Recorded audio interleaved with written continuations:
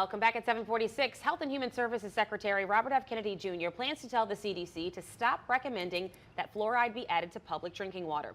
The CDC, the American Academy of Pediatrics, and the American Dental Association all say it's a safe and effective way to help people maintain dental health. Health educator Dr. Griggs joins us this morning to break down the benefits and what the HHS secretary and others say are the problems with fluoride in drinking water. Dr. Griggs, good morning. We appreciate you being with us. Good morning. Let's rewind to the 1940s, you said, when fluoride started being added to public drinking water. Why was that happening? What was the thought behind that, and why has it been happening since? So we didn't know what we know about dental hygiene, Okay. right? So you had a lot of problems with tooth decay, cavities, caries, which we know can pose a health risk. Well, adding fluoride to the water was considered one of the top 20 public health interventions of the 20th century. The fluoride actually protects your tooth enamel, can fortify it, and it was a good thing. But the thing is, things have evolved, so there's been a debate, not just here in the States, but worldwide, whether or not it should be added to the water. As we've evolved to add it to toothpaste, to have rinses, to do a lot of other interventions, the potential for overfluoride or skeletal fluorosis, overfluoridation in the water not just in the water, but in our bodies, can cause brittle bones. That's what I was going to ask you, that that's skeletal fluorosis is, and that's a condition of having brittle bones. Weakened brittle bones. Weakened and brittle bones. So let's talk about what people or what other countries are doing or encouraging instead of putting fluoride in the water, but also to still encourage dental health in children and then adults. Yeah, and it comes from like the World Health Organization, Right. saying that it's not necessarily necessary to fluoridate the water in countries that have other means.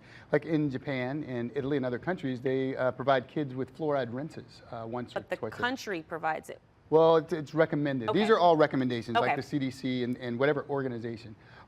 Because the other thing is that all of the fluoride levels aren't necessarily measured. Only 36 states actually measure the amount of fluoride in the water, so you do run the risk of over-fluoridization.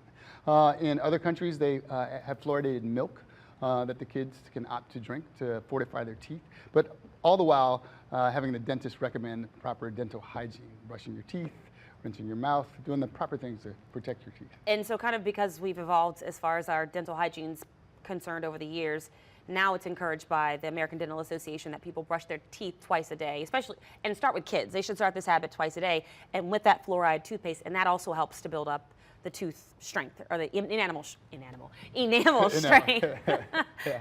That adds to the debate, and the evidence is still out, because there are some studies that show that there's not a noticeable difference in kids that have fluoridated water and kids that don't, if they have proper hygiene. So it'll be a debate that's continued, and I think what they're doing is they're saying they're not mandating. He might change the CDC recommendations to leave it up to the local governments, municipalities. Yeah, Okay. it's one of those mornings. Well, just an interesting conversation for sure, and it all boils down to, is it good or does it help? It's good. Fluoride is good for your teeth. Right. Not more than 0.7 parts per micron. I can't talk this morning. I think my allergies are acting up.